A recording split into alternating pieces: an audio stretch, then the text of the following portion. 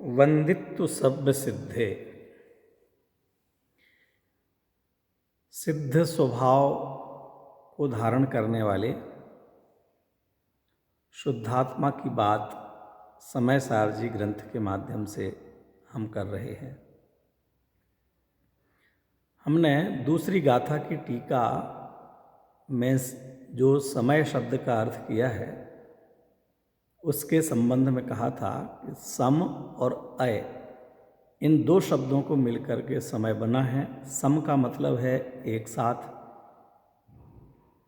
युगपत। अय के दो अर्थ हैं, जानना और परिणमन करना। जो एक साथ दोनों काम करता हो, जानता भी हो और परिणमन भी करता हो, उसे समय कहते हैं। और ऐसा कार्य जीव या आत्मा ही करता है, इसलिए समय का अर्थ हुआ आत्मा। तो फिर समय सार कहते हैं तो इसका क्या भाव हुआ कि समय सार, समय माने आत्मा, और उसमें भी जो सारभूत है, क्रीम, मूल तत्व, जो द्रव्य कर्म, भाव कर्म, नो कर्म से रहित है। समय में से द्रव्य कर्म ज्ञानावरण आदि, भाव कर्म मोह राग द्वेष आदि, और नो कर्म शरीर आदि, इनको माइनस करके देखा जाए तो समय सार हो जाता है। इस तरह हम कह सकते हैं कि समय माने आत्मा और समय सार का अर्थ होता है शुद्ध आत्मा।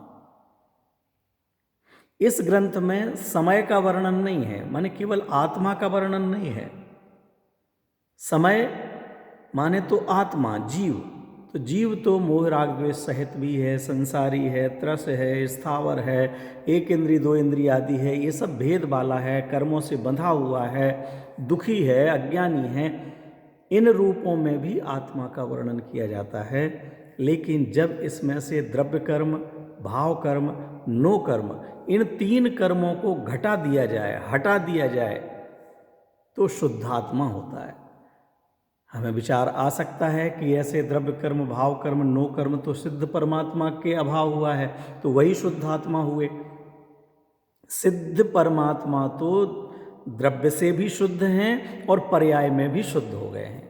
लेकिन यहाँ पर जिनके पर्याय में अशुद्धता चल रही है, वे भी द्रव्य स्वभाव से, मूल स्वभाव से, मूल रूप में यदि देखा जाए तो हम द्रव्य कर्म, भाव कर्म, नो कर्म से रहित हैं। इसलिए मैं ही समय सार हूँ, मैं ही शुद्धात्मा हूँ।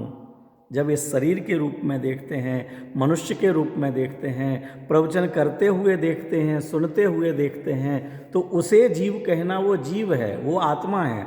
लेकिन वहीं पर दृष्टि में, अपने ज्ञान में, अपने अभिप्राय में द्रव्य कर्म, भोग, भाव कर्म, नो कर्म रहित शुद्ध आत्मा को देखना, स्वीकार करना, उसे ही सम्यक दर्शन कहते हैं।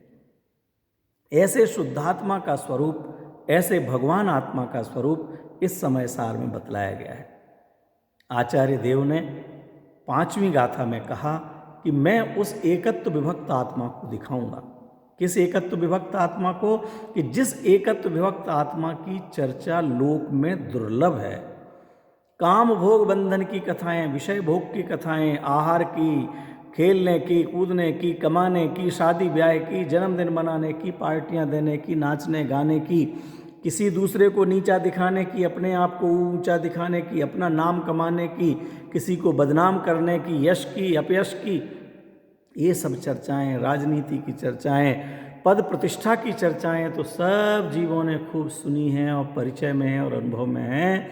लेकिन इन सब चर्चाओं से भिन्न, इन सब भावों से भिन्न मैं शुद्धात्मा हूँ, वह चर्चा जीव ने नहीं सुनी है। इसलिए मैं उसी शुद्धात्मा की बात कहूँगा। जब आचार्य देव ने प्रतिज्ञा की तो शिष्य प्रश्न करता है, मानो हम आचार्य देव से प्रश्न करते हैं, निवेदन करते हैं कि हे आचार्य देव, वह शुद्धात्मा कौन है? वह उस शुद्धात्मा का क्या स्वरूप है?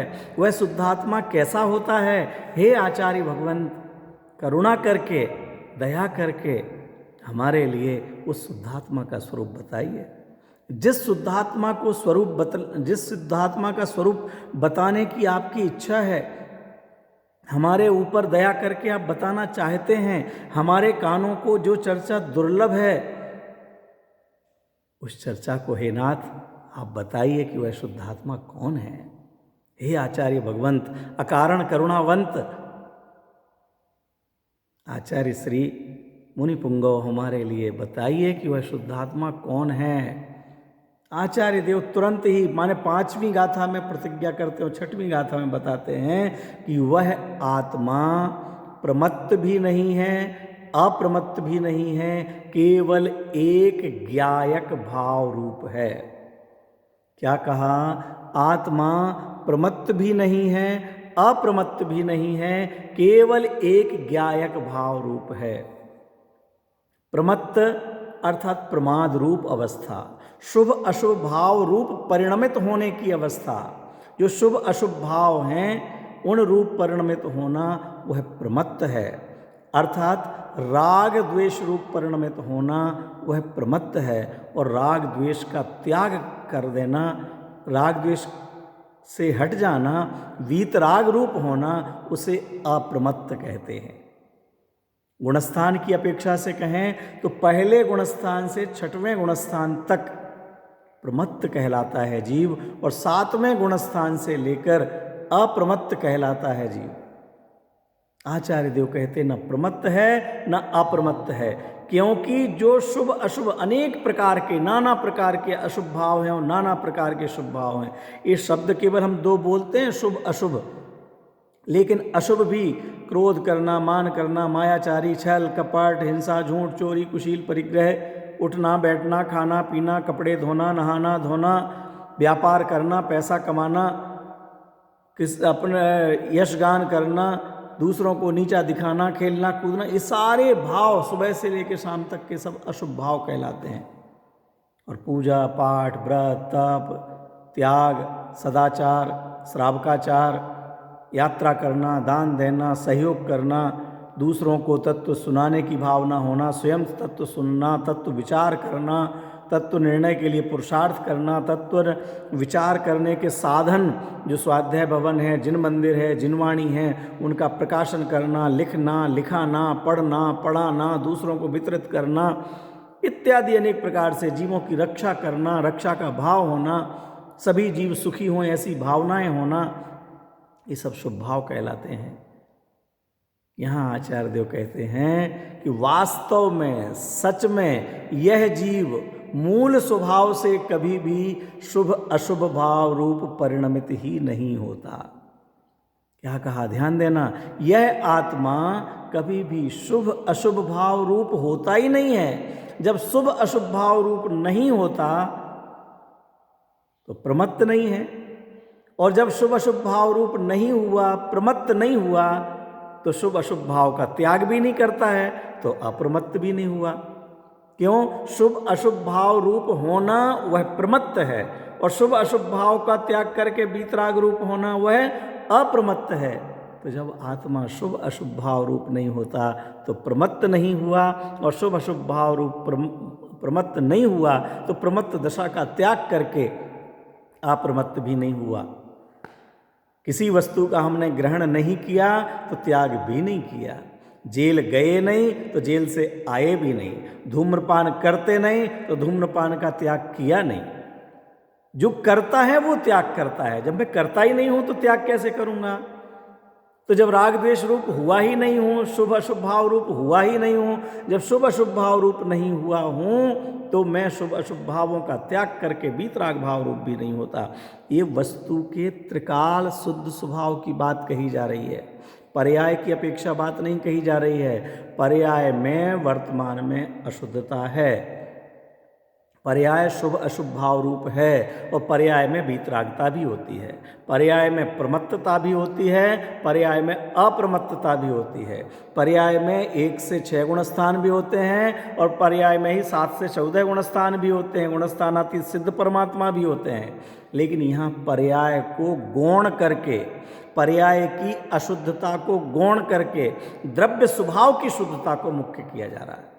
पैकिंग में जो गंदगी है उसको गौण करके, पैकिंग में कपड़ों में कोई गंदगी लग जाए तो इसे साफ भी कर दिया जाएगा, लेकिन मैं कपड़ा नहीं हुआ ना, मैं कपड़ा नहीं हुआ तो मैं ना गंदा हुआ ना मुझे साफ किया गया। और कपड़ा पहन रखा है तो गंदा हुआ तो साफ भी हो गया, लेकिन हम कपड़े की बात नहीं कर रहे हैं, जिसने कपड़ा पहना हुआ है उसकी बात कर रहे हैं। हम कपड़े को ही आदमी मान करके बैठे हुए हैं, कपड़े के अंदर जो आदमी है, मनुष्य है, उस पर हमारी नजर ही नहीं है। हमने थैली को मैला देखा तो उसके अंदर रखे हुए सामान को भी मैला समझ लिया, डिब्बी को मैला देखा तो डिब्बी के अंदर रखी हुई अंगूठी को भी मैला समझ लिया। आचार्य देव कहते हैं डिब्बी कैसी भी हो, अंगूठी ना तो मैली होती है और ना साफ होती है, फिर कैसी है? वो तो जैसी है वैसी है। अब अंगूठी अगर डिब्बी कीचड़ में गिर गई तो गंदी हो गई, वो धुल भी जाएगी, लेकिन अंगूठी उसके अंदर जो रखी है, अंगूठी तो ना मैली हुई और ना उसे साफ करने की आवश्यकता है, क्योंकि वह तो साफ ही है। आत्मा तो ज्ञायक ही है, जानने वाला ही है, और जानने पर भी अन्य पदार्थों को जाने तो अन्य पदार्थों से प्रभावित नहीं होता, अन्य पदार्थों को प्रभावित नहीं करता, अन्य पदार्थों रूप नहीं होता। इसलिए वह तो जैसे अपने को जाने तो भी ज्ञायक है और सबको जाने तो भी ज्ञायक है। ज्ञायक तो एक भाव रूप, वस्तु स्वरूप, पदार्थ रूप विद्यमान है और है। जो अशुद्धता दिखती है वह तो परद्रव्य के संयोग से आती है, मूल वस्तु स्वरूप में अशुद्धता आती ही नहीं। इस तरह आचार्य देव ने आत्मा की शुद्धता को बतलाया। आत्मा का शुद्ध स्वरूप छठवीं गाथा में तत्काल ही, ये समय सार जी की महत्वपूर्ण गाथाओं में से एक, माने सभी पर्यायों से पार भगवान आत्मा है। पार का मतलब उससे भिन्न। पर्याय होती रहती हैं, पर्याय होंगी, होती ही हैं, क्योंकि बिना गुण पर्याय के द्रव्य होता ही नहीं है, तो पर्यायों का अभाव नहीं है। लेकिन हमारी दृष्टि में, हमारी मान्यता में, हमारे ज्ञान में उन पर्यायों से भिन्न अपने हम उसको जीव तत्व को मुख्य करें तो ही हमारे जीवन में आनंद प्रकट होगा। यह यहाँ पर चर्चा हुई।